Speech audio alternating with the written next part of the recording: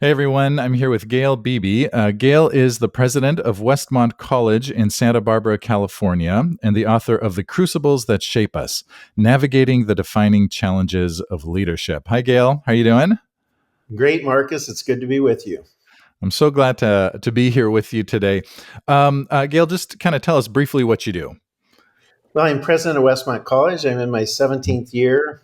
Prior to Westmont, I was president for 7 years at Spring Arbor University in Michigan. And so, kind of in the full throttle period of my career and absolutely love it. Have enjoyed all 17 years I've been here. Years ago, I was a consortium exchange visitor at Westmont. And so it's been very meaningful to get to be back and really hope to go a lot longer. Very, very cool. I want to ask you a quick, little get to know you question here as we begin, and that is just what's the most formative book that you've read? Oh, Pascal's Pensées, Mm. absolutely the most important book to me other than scripture. And I read it at a pivotal time. I was very much in the midst of sorting out my call to ministry. I became a pastor before I went into higher ed. I was working with Diogenes Allen, my thesis advisor at Princeton Seminary, and Dr. Allen taught a class called Three Outsiders, and it was a class on Pascal, Kierkegaard, and Simone Weil. And it was in reading the Pensées that I came to a full wealth of conviction about my Christian faith. Mm. Pascal taught me the right use of reason, not that you can prove the existence of God by reason, but that reason helps you understand the nature of faith and the way in which you can understand your life with God. Yeah. It talks about how you form philosophies of life, how you actually you develop habits that either incline your heart to God or take you away from God. And he Mm. laid out in the Pensées just so many pivotal insights and understandings. It just left a marked impact on me. Wow. I always offer students that I speak with here on campus that if you'll read the Pensées with me, I'll buy lunch and you'll get a free copy of the book. And it's always fun to have students every year take me up on it. That's great. Now, this is not one that anyone has ever mentioned on this podcast before. How do you spell Pensées, just in case anybody wants to go look for that? Pensees with a hyphen over the first E or the first of the double E. And it just means it's a French term for thoughts. Okay, So yeah, like pensive. literally Okay, translated as thoughts. yeah. And the Pascal often is, as I learned during my studies with Dr. Allen and subsequent to Dr. Allen, uh, the Pensées are often mistaken and kind of grouped with William James and the idea of a will to believe, Hmm. because included in the Pensées are Pascal's wager argument, which is Mm. basically a probability theory. If God exists, if you're not sure if God exists, it's better to bet that God exists than to bet that he Hmm. doesn't exist.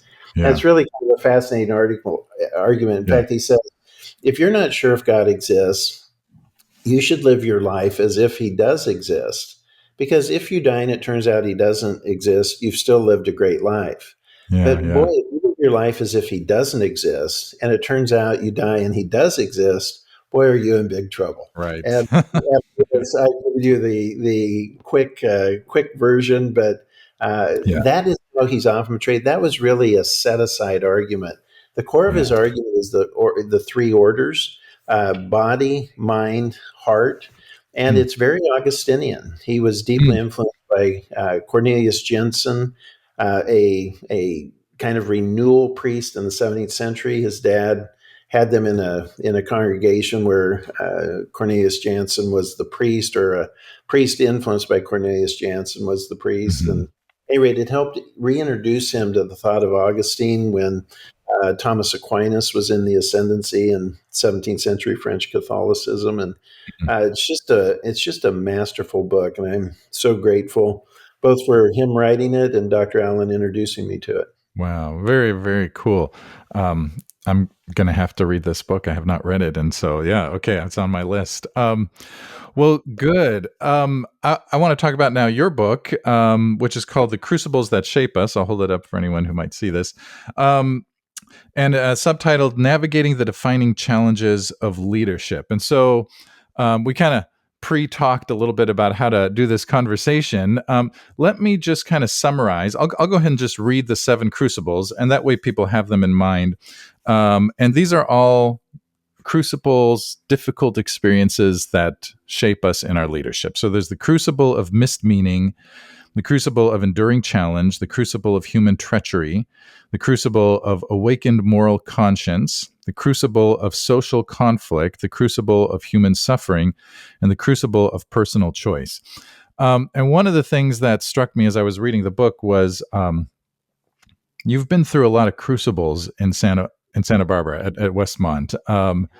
Some of which even involve the loss of human life, disasters, and one of the things that you said this is a quote from the book. You said, "We learned a critical lesson, sort of in the context of these challenges. Use the disasters we experience both to recover and to build institutional resilience that will help us in the future." And so maybe let's start by reflecting on that. How have these crucibles, these disasters that you've experienced, helped build institutional resilience, or maybe even resilience in you for the future? Well, I mean, thank you for the question. It's a wonderful question and really gets at so many interlocking interplay themes that really do uh, interplay off one another. Mhm. Marcus, if I could, I'd love to tell you the story about my father dying Yeah. unexpectedly because it Hmm. ties into this. 7 years before my father died unexpectedly, my favorite pastor, a man named Don Green, died quite tragically at age 32 in an accident on Mount Hood. I'm Mm. from Oregon. I had done an internship that previous summer. I was in my first semester at Princeton Seminary. I went to Princeton Seminary because Don had attended there and he had just so inspired me. And I was quite shaken by it. In fact, this is what would lead me to actually meet Diogenes Allen. I went to my academic advisor. His name was Colin Story, very pastoral. He said, "You know, you should actually talk to Dr. Allen. He just wrote a book called Traces of God in a Frequently Hostile World. It's about the problem of evil and suffering. I think you might find help." Well, it started a friendship that endured clear up until Dr. Allen died in 2013. And it began to teach me that evil and suffering is not a barrier to God. In fact, it's a divine passageway and it's part of the reality of life. And so, in that process, I began to make sense of my emotional and spiritual reaction to Don's death. Fast Hmm. forward 7 years in 1989, my dad dies of a heart attack at age 60. Hmm. He was a public school superintendent. He loved Christ, loved the church, had so many great things going on. And what was interesting to me is it was emotionally devastating to me, but not spiritually devastating at all. Hmm. And Yeah. I remember looking back going, okay, 7 years ago, it was both an emotional and spiritual challenge. Now it's just an Hmm. emotional challenge. Hmm. And so as Interesting. I worked through, it was certainly my mother and my siblings had a range of emotions, but we worked through that together. And as I went forward, I began to recognize where I had, kind of whole person reactions and how I had kind of compartmentalized reactions. And I Mm. really began to look at the problem of evil and suffering in terms of how do you make sense of it? How do you create frameworks of meaning so that it doesn't Yeah. destroy your process of understanding? Yeah. Then you come into the natural disasters that included really human tragedy of Hmm. these fires and mudslides in Montecito and or in Greater Santa Barbara. And the first one was Hmm. started my second year, 2008. We had the tea fire that literally came down from the tea gardens just above campus. Mm. It was the sundowner winds. Southern Californians know the Santa Ana winds that Yeah. cause these wildfires, and kind of the air reverses, gets pulled out onto the ocean, so it comes Hmm. down from the high desert. Hot, really, really just low humidity wind, Mm. and it burned a third of campus, a Yeah. million square feet of our campus. It Wow. destroyed 8 buildings. It destroyed 15 faculty homes across the Bronca. In the neighborhood, it destroyed a total of 231 homes, but nobody lost their life. And Hmm. what we realized is, I grew up in Oregon, Eugene, Oregon, where when there's a fire, you pull the alarm. There's only one building on fire typically. The firefighters show Yeah. up, they put it out, and you keep going. Well, in a Right. wildfire, as Southern Californians know, Yeah. completely unpredictable. And so Yeah. this wildfire, I mean, it just raged onto campus. We were Firefighters, they were distributed into the community to be sure everybody was kept alive, which they were. No water got on any of our buildings for 3 hours. And so the learning from that was we need to create our own volunteer fire department. And we actually did from our buildings and grounds crew. And when the next fire came, the Thomas fire, we actually had a volunteer firefighting crew as part of our own employees that helped the trained firefighters fight the fire.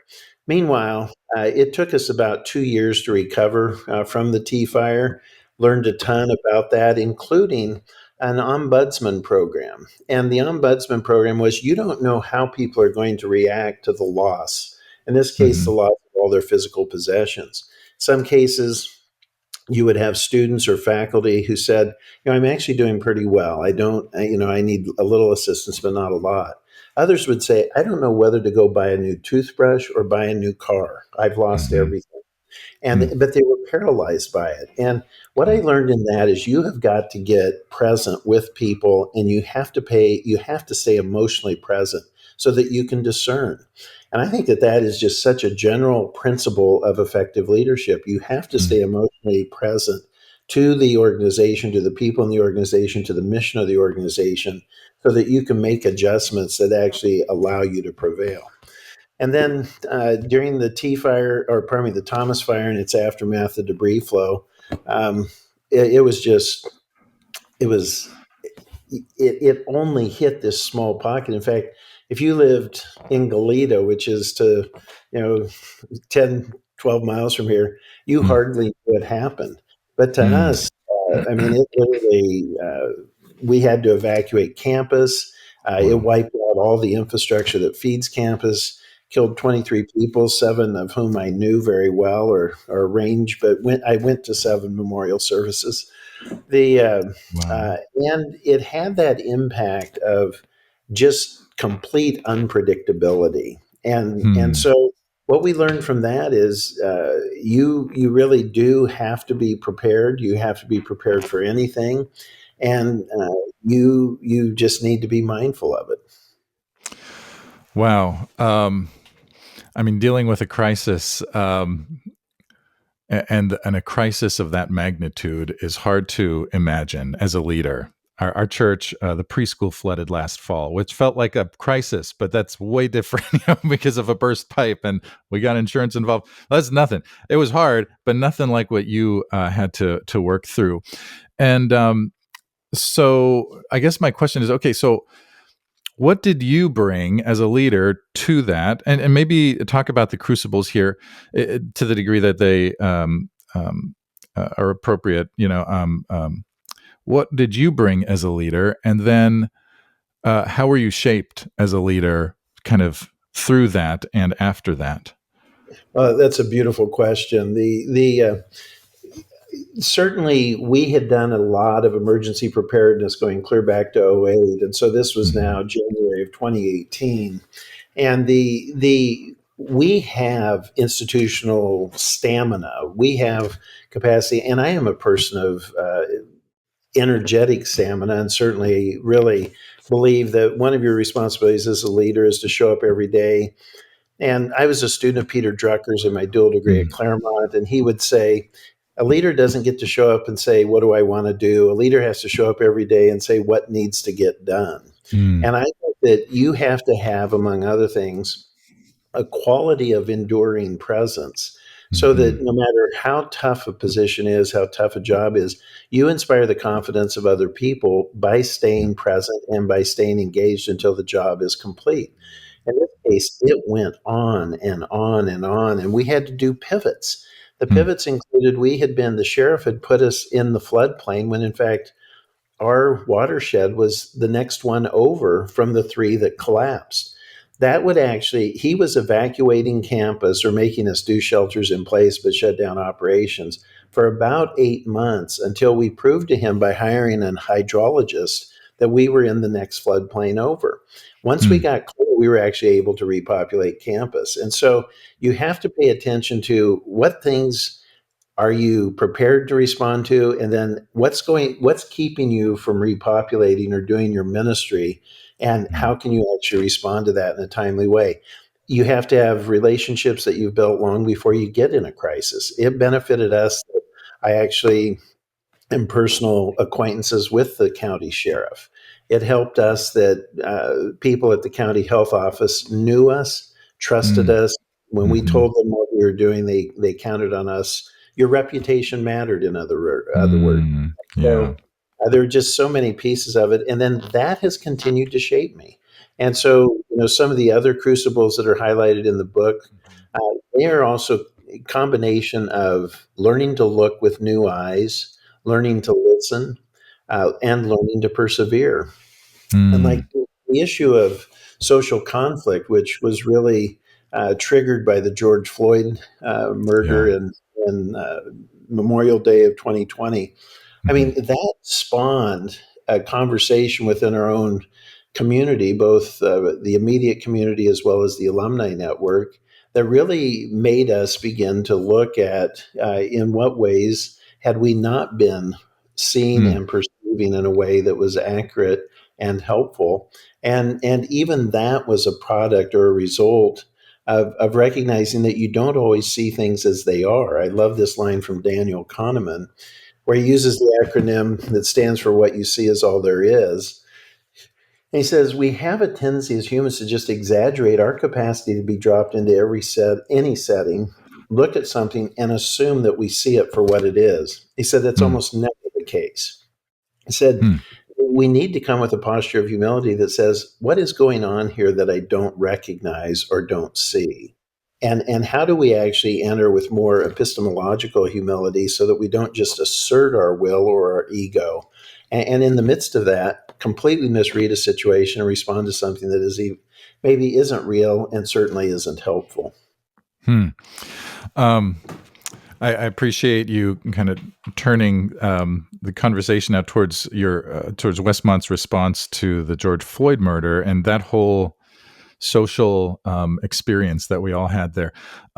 Because there are experiences as a leader that are sort of like a crisis that is thrust upon you, and then there are, I don't know if crisis is the right word, but seasons when you have to make a decision. How are we going to change or adapt in light of these challenges, either here in our organization or in the society or our neighborhood or whatever it might be, our context.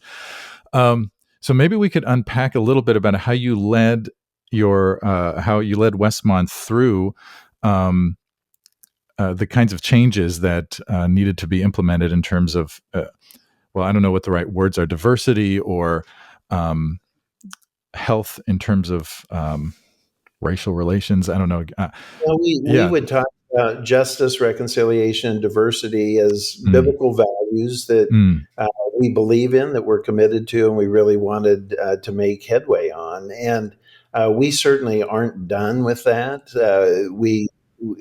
I think, I certainly know this is true of me, and I think it's true of all of us, that we look at the incidents that occurred in 2020 and recognize that they really revisited the reality that we needed to make more headway.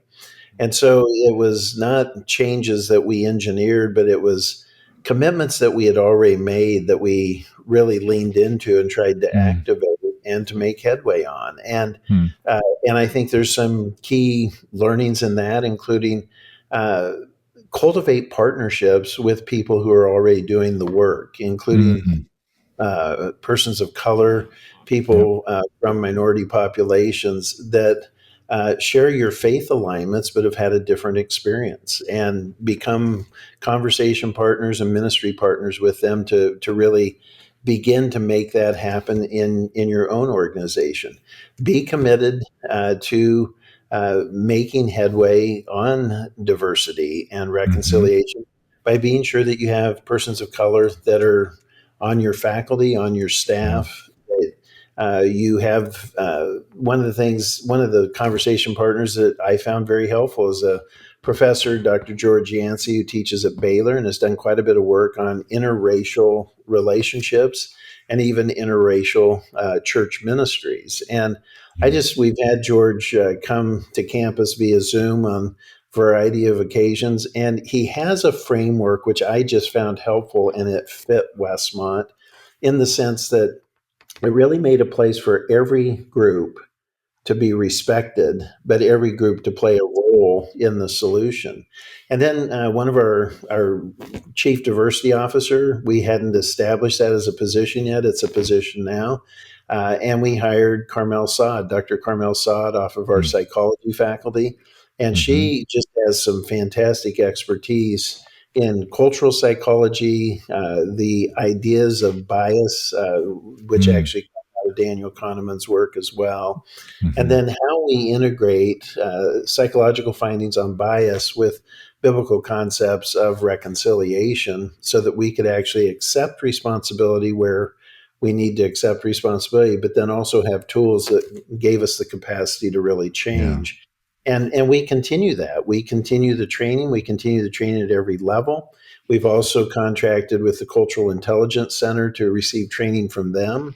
And by every level, I mean the board is committed to it, the executive team, myself and the executive team, the faculty, the staff, the student body. And so we just have a variety of experiences and trainings that are going on to make Mm. us more aware and also to really strengthen our commitment to these priorities.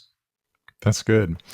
Um, this sounds like so at Church Leadership Institute, we teach a lot about adaptive leadership and developing adaptive capacity, and so this strikes me as somewhat of an adaptive challenge. Certainly, there are adaptive challenge as opposed to a technical challenge. You know, a technical challenge is fixing the roof. The roof is leaking, so let's fix that. An adaptive challenge is how do we become the kind of institution and the kind of people who love one another. I think in a way it comes down to that: who love each other, who love the world, who are open to all kinds of people, all kind of people, and elevate those voices, that maybe haven't been elevated in the past. So how do we? Right, that's an adaptive challenge.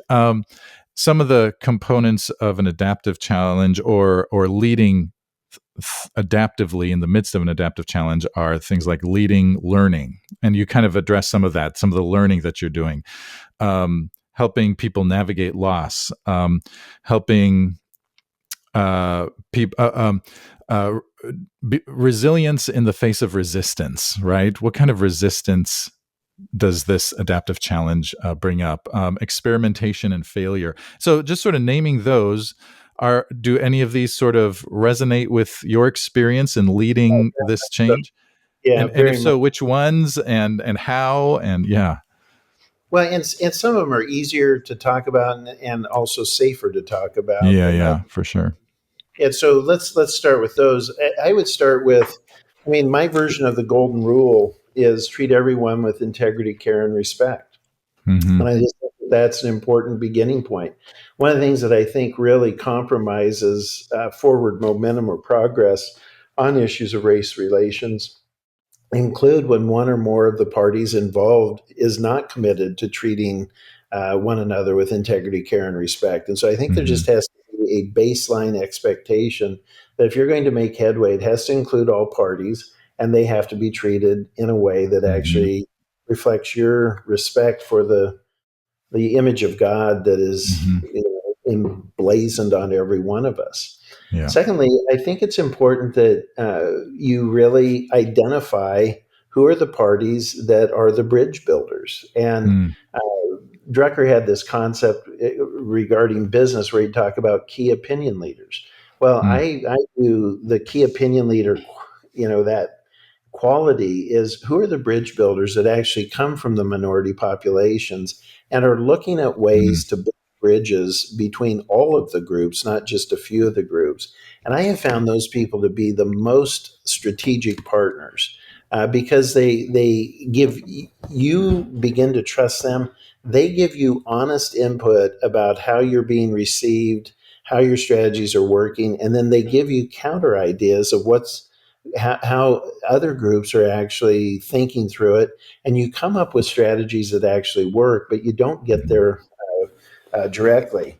You're talking about experimentation. Yeah, yeah. I am totally about third way solutions, Mm, and I love that idea of accepting the fact that not all of them will work. I am mm, so comfortable with not everything works, but did yeah, you pay attention and did you persevere until you found something that did work? Because right. I don't think there. I always tell people I have no trouble with mistakes. I have trouble making the same mistake. I don't want to make the same mistake. So Yeah. try stuff, assess it. If it didn't work or didn't land the way you hoped it would, how do you make adjustments to it?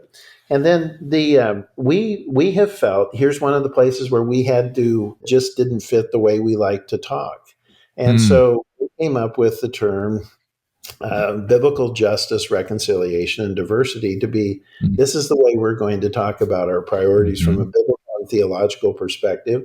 And then how we even built out general education curriculum that mhm. is meant to, that's a commitment we've made that we want it to be part of every Westmonter's education, that we really want there to be an understanding and exposure to concepts of biblical justice, reconciliation, and diversity so that we can be a more loving and equitable community. Yeah, yeah.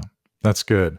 Um, another aspect of adaptive leadership or component of it is navigating competing values, and Yeah. so I wonder if that has also been a part of what you've been working through. Well, I another book that I found really important is a book. It's kind of a long title. It's by Uh-huh. Robert Keegan, a professor, former professor at Harvard. And it's called "How the Way We Talk Can Change the Way We Work." And he says one of the he talks about four personal languages, three social languages, and one of them is what he talks about is we often end up in competing commitments Mm, that it's not one is better than the other, it's both are good, and you just start allocating resources without actually thinking about that tension. And the very simple illustration he gives of it is uh, membership at uh, health clubs mm, spikes in January. yep. Everybody starts the year wanting to get in shape. By Yeah. January 25th, attendance has plummeted 70%. Wow. Participation has plummeted. Wow. He said people no longer want to be in shape. It's just literally the rest of their life is kicked back in, and they have competing commitments about time and energy. Yeah. Well, that I love that framework of thinking Yeah. through. You are going to have to balance competing commitments, and that's even Yeah. true now as we've launched some really significant initiatives, but we haven't Mhm. launched everything. And Mm, there's still people that are like, we've really got to get moving on some of these priorities.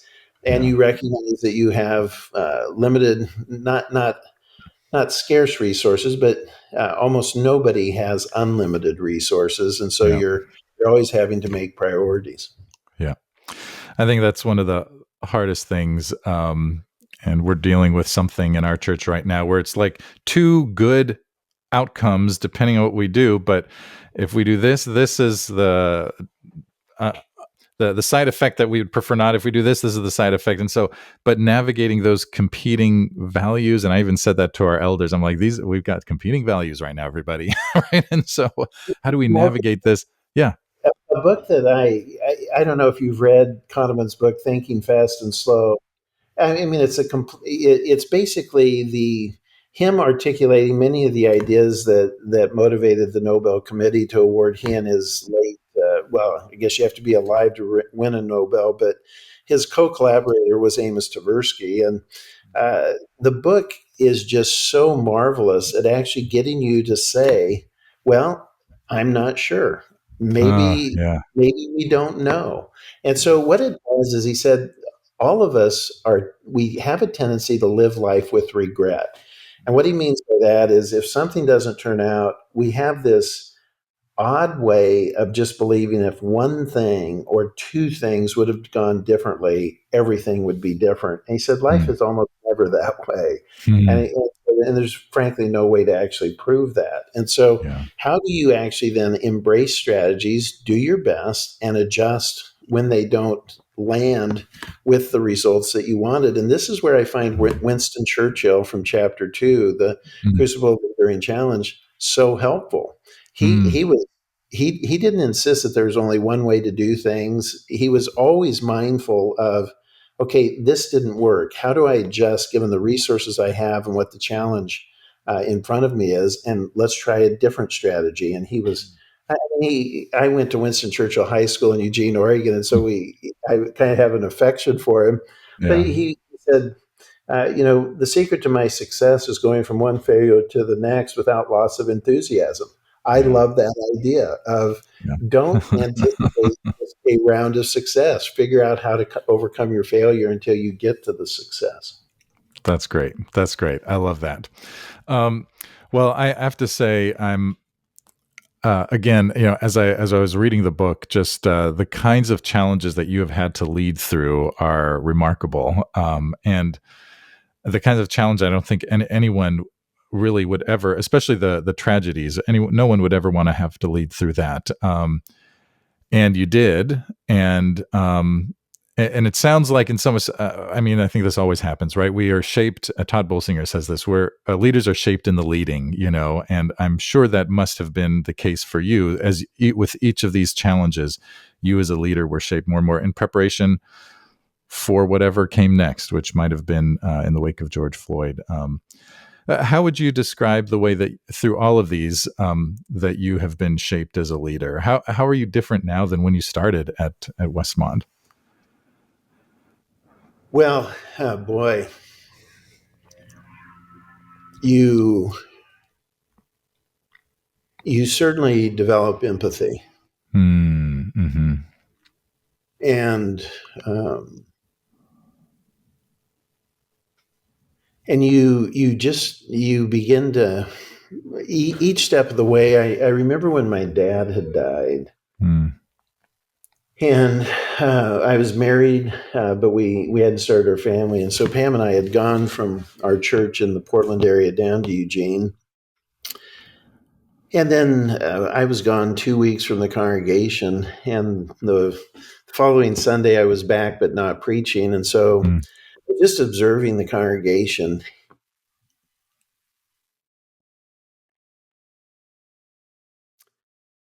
and Mm.